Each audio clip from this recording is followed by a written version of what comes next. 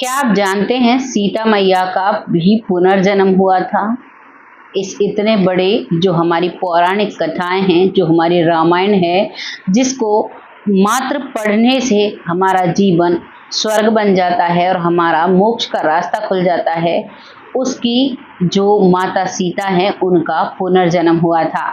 आज उनके पुनर्जन्म की सच्ची कहानी मैं आप सबके सामने लेकर आई हूँ और ये कहानी उन लोगों के मुंह पर भी एक बड़ा ताला है जो लोग कहते हैं पुनर्जन्म नहीं होता। माता सीता का पुनर्जन्म हुआ था, ये वेदों में, शास्त्रों में लिखा हुआ है। बाकायदा प्रमाण के साथ मैं आपके साथ इस कहानी को साझा करूंगी।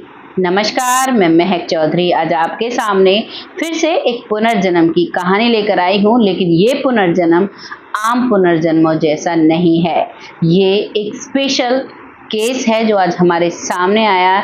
माता सीता जो पूजनीय हैं, जिनकी राह पर हम अगर चलते हैं तो स्त्री का जो जीवन है वो वाकई में धन्य हो जाता है। माता सीता जब धरती पर आई तो स्त्रियों को एक शिक्षा देने के लिए आई कि हमें अपना सत्यत्व धर्म कैसे निभाना चाहिए, कैसे एक तिनके की आड़ लेकर हम अपने जीवन को बचा सकते हैं, कैसे हम सती सावित्री रह सकते हैं, कैसे हम पतिव्रता रह सकते हैं, कैसे हम पत्नी धर्म को निभा सकते हैं। आइए जानते हैं इस पूरी कहानी के बारे में। नमस्कार, मैं महक चौधरी आज आपके सामने पुनर्जन्म की कहानी लेकर आई हूँ।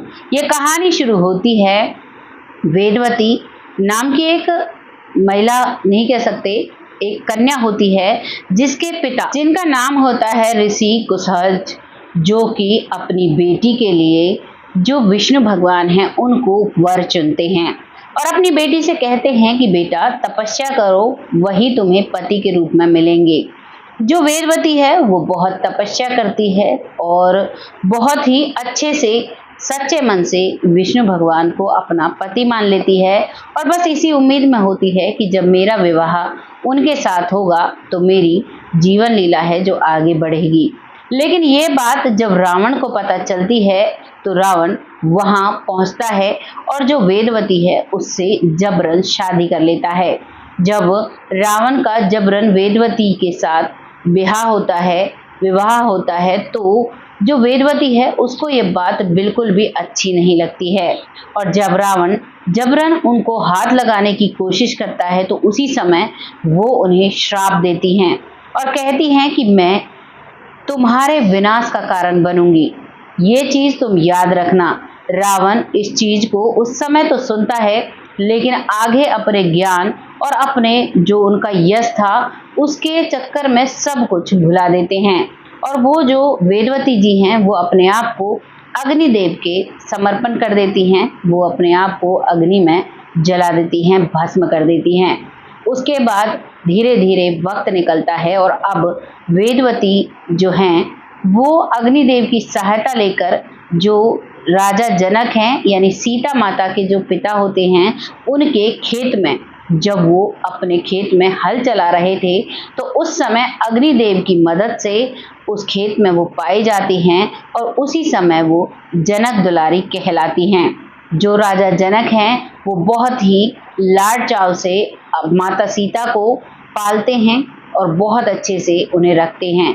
वो बहुत तपस्विनी थी, उस समय भी वो तपस्या किया करती थी। सीता का भरण पोषण बहुत ही अच्छे से और बहुत बढ़िया तरीके से किया जाता है, क्योंकि आप भी समझते हो एक जो राज दुलारी होती है उसका भरण पोषण किस तरीके से होता है। शाही अंदाज में उनका भरण पोषण होता है और पौराणिक कथाओं में मान्यता है, हमारे बुजुर्ग भी हमें बताया करते थे, जब सीता माता विवाह योग होती हैं तो उस दौरान पहले स्वयंवर किए जाते थे और स्वयंवर के लिए अपनी बेटी के लायक वर ढूंढा जाता था जो उसकी शक्ति से भी काफी शक्तिशाली हो या फिर उसके बराबर हो। अब जो जनक जी हैं उनको बहुत चिंता होती है कि किस तरीके से मेरी बेटी के लिए सुयोग्य वर मिले, तो वो अपनी बेटी को देखते हैं तो वो देखते हैं कि जब घर में जो धनुष रखा हुआ था जिसे राम भगवान ने तोड़ा था, उस धनुष को वो एक हाथ से उठाकर रख देती हैं जबकि जिसमें 100 हाथियों का बल होता है वो भी उस धनुष को उठा नहीं पाता था। कई कई लोग लगा करते थे, तब जाकर उस धनुष को उठाकर रखा करते थे। जब जनक जी इस वाक्यांश को देखते हैं तो उसी दिन वो सोच लेते हैं कि मेरी बेटी का जो स्वयंवर होगा वो इस धनुष के द्वारा होगा। जो भी इस धनुष पर जो कटार होती है, जो एक धागा होता है, उसे चढ़ाएगा, चाप चढ़ाएगा, वही मेरी बेटी का सुयोग वर होगा। अब वो एक बहुत बड़े स्वयंवर का एक आरंभ करते हैं और वहां पर बहुत बड़े बड़े राजा, बहुत बड़े बड़े लोग आते हैं। सभी आकर अपना बल आजमाते हैं और उस धनुष को उठाने की कोशिश करते हैं। वो धनुष परशुराम का होता है और उस धनुष को सभी कोशिश करते हैं, लेकिन कोई भी उसे नहीं उठा पाता है। और फिर अंत में रावण भी वहां पर आता है और रावण भी उस धनुष को उठाने की कोशिश करता है, लेकिन वो धनुष रावण से भी नहीं उठ पाता है। जब रावण उस धनुष को उठाता है तो रावण के अंदर बहुत ज्यादा घमंड था और उसे पूरा विश्वास था कि मैं इस धनुष को जरूर उठा लूंगा, लेकिन वो उसे नहीं उठा पाता है। और वहां पर बैठे बहुत सारे महाराज, राजकुमार सभी हंसने लगते हैं। रावण को वहां पर बहुत ही बुरा लगता है, अपमान सहन करता है और वहां से वो चला आता है। उसके बाद राम भगवान जो उस समय अपनी विद्या ग्रहण कर रहे थे, जो अपने गुरुवर के साथ उस स्वयंवर में गए हुए थे, वो उस धनुष को उठाने की अनुमति अपने गुरुवर से लेते हैं। वो उस धनुष के पास जाते हैं और उस धनुष को बहुत ही आराम से उठाकर उस पर चाप चढ़ा देते हैं। जैसे ही वो उस पर चाप चढ़ाते हैं वो धनुष टूट जाता है और उसे टूटने के बाद वहां पर परशुराम भी आता है और वहां पर आकर वो बहुत क्रोधित होता है। लेकिन जब बहुत सारे महाराज उसे उठाने की कोशिश कर रहे थे तो उस दौरान जनक जी बहुत चिंतित हो गए थे। उन्हें ऐसा लग रहा था कि मुझे लगता है मेरी बेटी के सुयोग कोई वर भगवान ने पैदा ही नहीं किया, मेरी बेटी को आजीवन ऐसे ही रहना पड़ेगा। ये मैंने कितना बड़ा एक जो निर्णय होता है वो ले लिया, शायद ये निर्णय गलत है। लेकिन जब राम भगवान आते हैं तो वो उस निर्णय पर खुश होते हैं कि मेरी बेटी के लिए अब सुयोग वर मिल गया है। जब वहां पर बताया जाता है कि ये दशरथ नंदन हैं, दशरथ के राजकुमार हैं, तो जनक को भी बहुत ज्यादा खुशी होती है और खुशी खुशी उनका स्वयंवर करने की तैयारी होती है। जो माता सीता हैं वो माला ही डालने वाली थी, उसी समय जो परशुराम है वो आते हैं और वो बहुत गुस्सा होते हैं। राम भगवान उन्हें बहुत ही विनम्र तरीके से समझाते हैं कि जो भी आपको दंड देना है वो आप मुझे दीजिए, मैंने ही इस धनुष को उठाया है और मैंने ही इस पर चाप चढ़ाई है। लेकिन जब जो परशुराम जी हैं वो समझते हैं तो वो फिर वहां से आराम से उनसे बात कर और उन्हें आशीर्वाद देकर चले जाते हैं और माता सीता का स्वयंवर वहां पर संपूर्ण होता है। उसके बाद सीता माता अपने महल आती हैं, यानी कि राम भगवान के साथ आती हैं, अयोध्या आती हैं और वहां पर आकर उनका भव्य स्वागत होता है और वहां पर वो रहती हैं। इधर जब राम भगवान की शादी हो जाती है तो उसके बाद उनके पिता राम भगवान की जो तिलक करने की एक रीति होती है, एक रिवाज होता है, यानी कि सिंहासन पर बिठाने का, उसकी तैयारी करने लगते हैं। इसके लिए जो वहां पर समंत्रा होती है उसे ये चीज बिल्कुल भी अच्छी नहीं लगती है। मंत्रा बोलते हैं बहुत से लोग, और वो कैकई को समझाती है कि तुम्हारे बेटे भरत के साथ अन्याय हो रहा है, और वो उस समय उनसे अपने 3 वर वापस मांग लेती है। और उनमें से एक वर होता है कि राम भगवान को 14 वर्ष का वनवास होना चाहिए। और 14 वर्ष के वनवास के लिए जब वो जा रहे थे तो माता सीता को समझा रहे थे कि तुम्हें अपने सास ससुर की सेवा करनी है और तुम मेरे साथ नहीं चलोगी। लेकिन सिया माता नहीं मानती हैं और वो कहती हैं कि मुझे आपके ही चरणों में रहना है, चाहे आप वनों में भटको, चाहे आप राजमहल में रहो, मुझे इससे कोई फर्क नहीं पड़ता। इधर लक्ष्मण भी जिद बांध लेते हैं कि मुझे भी आपके साथ रहना है, और राम भगवान, सीता मैया और लक्ष्मण जी तीनों वन की ओर चल देते हैं।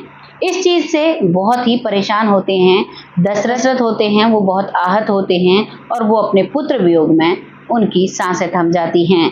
इस चीज का अभाव बाद में होता है कैकई को भी, और जितने भी अयोध्यावासी हैं वो सभी बहुत रोते हैं। लेकिन राम भगवान अपने पिता का वचन निभाने के लिए चल देते हैं, क्योंकि अयोध्या में कहा जाता है कि प्राण जाए पर वचन न जाए। पिता का जो वचन है उसे पूरा करने के लिए राम भगवान 14 वर्ष का वनवास काटने के लिए घर से खुशी खुशी चलते हैं। साथ में सीता मैया, साथ में लक्ष्मण भगवान। और जब वो वन में जाकर रहते हैं तो वहां पर रावण की बहन सुपनखा उनके पास आती है। जब सुपनखा आती है तो उन्हें वो बहुत पसंद आते हैं और वो कहती है कि मुझसे शादी कर लो। इस बात पर क्रोधित होकर जो लक्ष्मण होते हैं वो सुपनखा की नाक कान काट देते हैं। इस बात से वो बहुत गुस्सा होती है और वो अपने भाई को जाकर उल्टी सीधी बातें कहती है, जिस बात से रावण को गुस्सा आता है। और वो रावण को बताती है कि जो उनकी पत्नी है वो बहुत ही सुंदर है, वो तो आपके महल में होने लायक है। और इसी बात को सोचते हुए वो भी समझ जाता है कि ये तो सीता है जिसके लिए मैंने स्वयंवर में धनुष उठाने की कोशिश की थी। अब वो वहां पर सीता मैया को षड्यंत्र से हरने के लिए चला जाता है और सीता मैया उसके साथ वो उन्हें ले जाता है। वो भी धोखे में आती हैं और जाकर उन्हें अशोक वाटिका में रखा जाता है। वहां पर जब जब रावण ये कहता है कि तुम मुझे अपना लो, मैं तुम्हें राजमहल में रखूंगा, तो सीता मैया एक नजर के लिए भी उसे नहीं देखती हैं और एक तिनके का सहारा लेती हैं और कहती हैं कि अगर तुमने इस तिनके को पार किया तो तुम्हारा सब कुछ जलकर भस्म हो जाएगा। रावण भी कहता है कि तुम अपनी इच्छा से आओगी, एक दिन मैं तुम्हारा जो पति है उसका सर काटकर तुम्हारे चरणों में रख दूंगा, तब तो तुम मेरे पास आओगी। यही उनमें बहस होती रहती है और इसका अंत होता है, एक बहुत जोरदार युद्ध होता है। और युद्ध के बाद अब रावण की पराजय होती है, रावण की लंका जल जाती है और पूरे कुल का नाश हो जाता है। तब यहाँ पर जो सीता मैया है वो वापस आती हैं और आने के बाद वो अग्नि परीक्षा भी देती हैं और उसके बाद फिर उन पर कुछ लांछन लगाए जाते हैं और उसके बाद उन्हें फिर से अपने पति से दूर रहना पड़ता है वन में, जहाँ पर वो लव कुश को जन्म देती हैं। ये कहानी पूरी आप सभी लोग जानते होंगे, सभी ने रामायण देखी होगी, लेकिन मैंने सिर्फ कुछ पार्ट आपको बताए हैं। इस कहानी को बताने का सिर्फ एक ही मकसद है, इस रामायण के कुछ जो पार्ट है मैंने आपको बताए हैं, डेप्थ में नहीं बताया है, क्योंकि हमारे जो पिताजी हैं वो रामायण को हमें वर्बली बताते हैं, वो एक एक चीज को बहुत अच्छे से जानते हैं और हमें सिखाते हैं और हम सीखते हैं।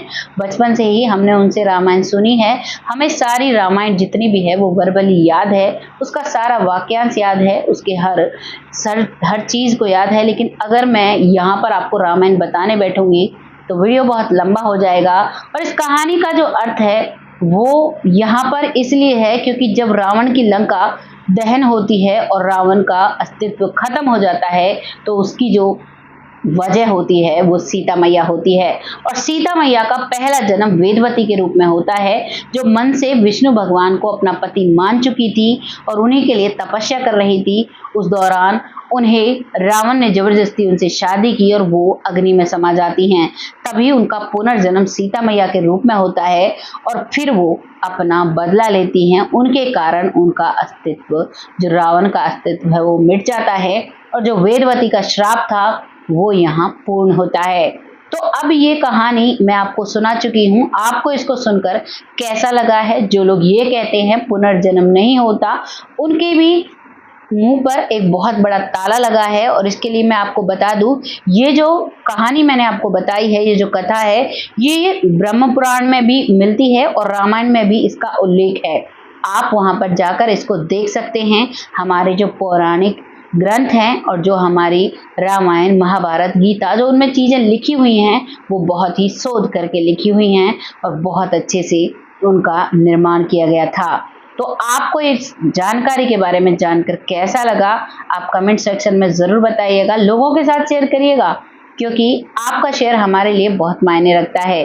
और मैं एक छोटी सी जानकारी आप सबके साथ ये लेकर आई, आपको कैसी लगी अपनी राय भी पर्सनली जरूर लिखिएगा, क्योंकि जब आप बहुत प्यारे प्यारे कमेंट लिखते हो तो मुझे बहुत अच्छा लगता है, दिल करता है बस कमेंट पढ़ती रहूं।